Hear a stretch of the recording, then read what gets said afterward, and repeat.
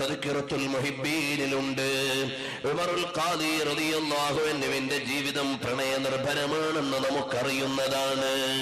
അതുപോലെ ഒരുപാട് മഹാന്മാര് കണ്ട സംഭവം ജാമിഉൽ കറാമാത്തിൽ രേഖപ്പെടുത്തിയിട്ടുണ്ട്. നബി സല്ലല്ലാഹു അലൈഹി വസല്ലം തങ്ങളെ കണ്ട 100 മഹാന്മാരെ പറയുന്ന ഒരു ഗ്രന്ഥം തന്നെയുണ്ട്.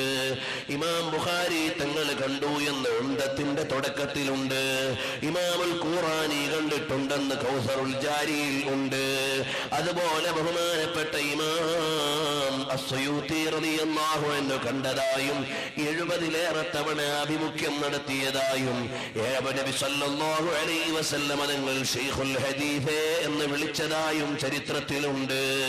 അങ്ങനെ കണ്ട ഇമാമീങ്ങളുടെ എണ്ണം എത്രയാണ്! എല്ലാ ഇമാമീങ്ങളും ഹബീബായ മുഹമ്മദുർ റസൂലുള്ളാഹ് സല്ലല്ലാഹു അലൈഹി വസല്ലം തങ്ങളെ കണ്ടിട്ടുണ്ട്. ഇമാം തസ്താസാനി കണ്ടിട്ടുണ്ട്. അതുപോലെ എനിക്ക് എണ്ണിപ്പറഞ്ഞു തീർക്കാൻ മാത്രമുള്ളവരല്ല, എല്ലാ സുന്നത്ത് ജമാഅത്തിന്റെ വലിയ ഇമാമീങ്ങളും നബി സല്ലല്ലാഹു അലൈഹി വസല്ലം തങ്ങളെ കണ്ടു. സാധാരണക്കാര് കണ്ടു. ഈ വിഷയം എല്ലായിടത്തും സൂചിപ്പിക്കുന്നയാളെന്ന നിലയ്ക്ക് ഒരുപാട് മുഅ്മിനീങ്ങൾ എന്നോട് വിളിച്ച് പറയാറുണ്ട്. ചിലരൊക്കെ കണ്ടെന്ന് തോന്നിയതാകാം, എല്ലാം ഞാൻ തെളിവായി എടുത്തു എന്ന് നിങ്ങൾ തെറ്റിദ്ധരിക്കേണ്ടതില്ല. എന്നാലും ഇവിടെ ഹബീബിനെ അറിയുന്ന മുഹിബ്ബീങ്ങളുണ്ട്, ലക്ഷക്കണക്കിന് സ്വലാത്ത് ചൊല്ലിയവരുണ്ട്. ഒരുമ്മ കണ്ടിട്ട് എന്നോട് വിളിച്ചു, ഉസ്താദേ റസൂലുള്ളാഹി സ്വല്ലല്ലാഹു അലൈഹി വസല്ലം തങ്ങളെ കണ്ട് സന്തോഷം പറയാൻ വിളിച്ചതാണ്. ഞാൻ ചോദിച്ചു, നിങ്ങൾ എന്താണ് അതിനു വേണ്ടി ചെയ്ത അമല്? 1 കോടി സ്വലാത്ത് ചൊല്ലി റസൂലുള്ളാഹിനെ കാണാൻ. അപ്പോഴെനിക്ക് കാണാൻ കഴിഞ്ഞു. അബുൽ മവാഹിബ് ഷാദുലി തങ്ങൾ കണ്ടു. രാത്രിയിലും പകലിലും 1000 വീതം സ്വലാത്ത് ചൊല്ലുന്ന മഹാനാണ്. ഇന്നാ അഅ്തൈനാകൽ കൗസർ എന്ന മഹത്തായ സൂറത്ത് ഓതിയിരുന്ന മഹാനാണ്. അതുപോലെ തന്നെ ബഹുമാനപ്പെട്ട ഇബ്രാഹിം ഇബ്നു അദ്ഹം റളിയല്ലാഹു അൻഹുവിന്റെ ചരിത്രമുണ്ട്.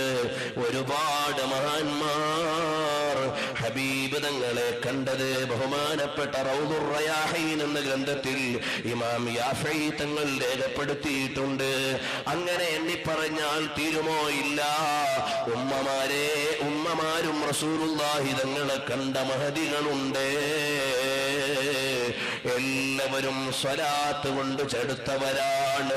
അഹ്മദ് ബിൻ ഹംബൽ തങ്ങൾ സുന്നത്തിനെ പരിപാലിച്ചപ്പോഴാണ്, ഓ അഹ്മദ് ബിൻ ഹംബലേ, ഇമാമൻ യുക്തദാ, തുടരപ്പെടാനുള്ള നേതാവായി നിങ്ങളെ തിരഞ്ഞെടുത്തു എന്ന് പറഞ്ഞതെന്ന് ബഹുമാനപ്പെട്ട ഖാദി ഇയാദ് തങ്ങൾ ശിഫയിൽ രേഖപ്പെടുത്തിയിട്ടുണ്ട്. അങ്ങനെ ഇമാമീങ്ങൾ ആകമാനം ഹബീബിനെ കണ്ടവരാണ്. സാധാരണക്കാർ ഒരു പക്ഷേ റസൂലുള്ളാഹിനെ കണ്ടവർ, സല്ലല്ലാഹു അലൈഹി വസല്ലം തങ്ങളെ കണ്ടവർ ഈ സദസ്സിലുണ്ടാകാം. മുഅ്മിനീങ്ങളെ, ബഹുമാനപ്പെട്ട യാഫഈ ഇമാം റളിയല്ലാഹു അൻഹു മദീനയിലേക്ക് വരുന്നു. വീണ്ടും 2-3 ആഴ്ച ഇവിടെ നിൽക്കുന്നു. അവസാനം വിളിക്കുകയാണ്, യാ റസൂലല്ലാഹ് അദ്ഖുലുൽ മദീന, ഞാൻ മദീനയിൽ കടക്കട്ടെ നബിയേ. 21ാമത്തെ രാത്രിയിൽ വരുന്നു. അന ഫിദ്ദുനിയാ നബിയുക വഫിൽ ആഖിറതി ശഫീഉക വഫിൽ ജന്നതി റഫീഖുക ഇൻഷാ അല്ലാഹ്. സ്വർഗത്തിൽ ദുനിയാവിൽ ഞാൻ നിങ്ങളുടെ നേതാവാണ്, നബിയാണ്. ആഖിറത്തിൽ നിങ്ങൾക്ക് ശഫാഅത്ത് ചെയ്യുന്ന ആളാണ്.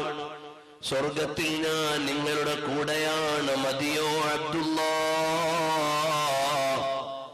അതേ മദി നബിയേ. അദ്ഖുലുൽ മദീന, അദ്ഖുലുൽ മദീന, ഞാൻ കടക്കട്ടെ നബിയേ മദീനയിലേക്ക്. വന്നോളൂ അബ്ദുല്ലാ.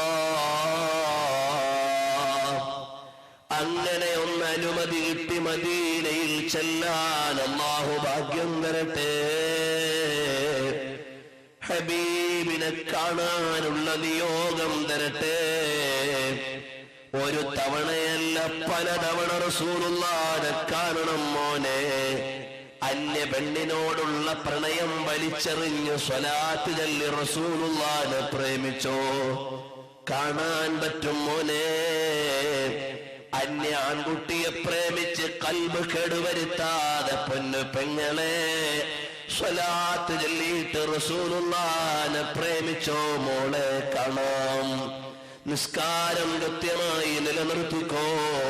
വൃത്തികെട്ട സിനിമകളിൽ നിന്ന് വിട്ടുനിന്നോ. വിലക്കപ്പെട്ട കാര്യങ്ങൾ ഒഴിവാക്കിക്കോ. നിന്റെ മൊബൈലിൽ നിന്ന് വൃത്തികെട്ട ക്ലിപ്പുകൾ മുഴുവനും ഒഴിവാക്കിയിട്ട് പണ്ഡിതന്മാരുടെ ഉപദേശങ്ങളും ഹബീബിന്റെ മദ്ഹും വരട്ടെ. നിന്റെ കാതിലേക്ക് സ്വലാത്ത് വരട്ടെ. കൽബിൽ സ്വലാത്ത് ഉയരട്ടെ. അങ്ങനെ ശുദ്ധമായ ഒരു ജീവിതം നയിച്ചാൽ ഇൻഷാ അല്ലാഹ് നമുക്ക് ഹബീബിനെ കാണാം.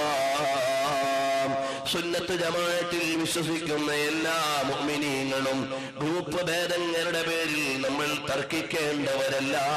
നമ്മളെല്ലാം ഹബീബിന്റെ മുഹിബ്ബീങ്ങളാണ്.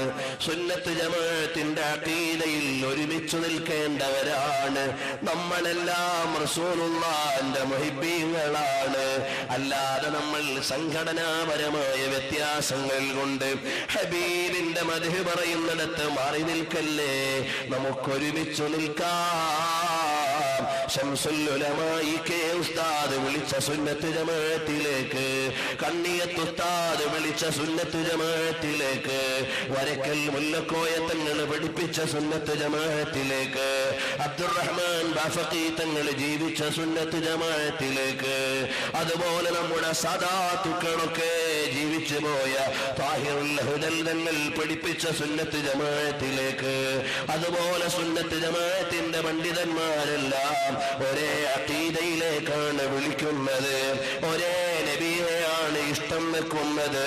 സുന്നത്ത് ജമാഅത്തിന്റെ വിരോധികൾ നമ്മുടെ എല്ലാം വിരോധികളാണ്. അവർ ഹബീബിന്റെ വിരോധികളാണ്. റസൂലുള്ളാഹിനെ ഇഷ്ക് വെക്കുന്നവരുടെ വിരോധികളാണ്.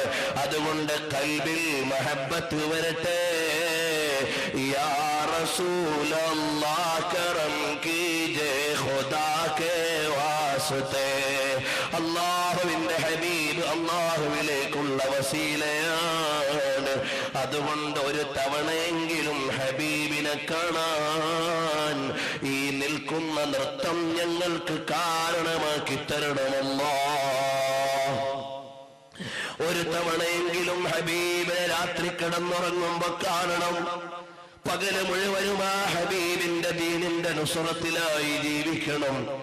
ശബ്ദം അവസാനിക്കുന്നത് വരെ റസൂലുള്ളാഹിന്റെ മദ്ഹ് പറയണം. ജീവൻ ഒടുങ്ങുന്നത് വരെ ആ സുന്നത്ത് ജമാഅത്തിന് വേണ്ടി ജീവിക്കണം. ആസ്വാദനം മുഴുവനും ഹബീബിനെ കണ്ടുകൊണ്ടാകണം.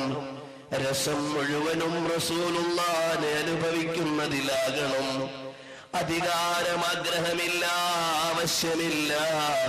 ഹബീബിന്റെ ഉമ്മരപ്പടിയിലെ സേവകനാകണം.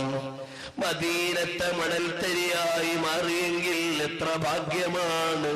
ഹബീബിന്റെ ചാരത്ത് കിടക്കാമല്ലോ.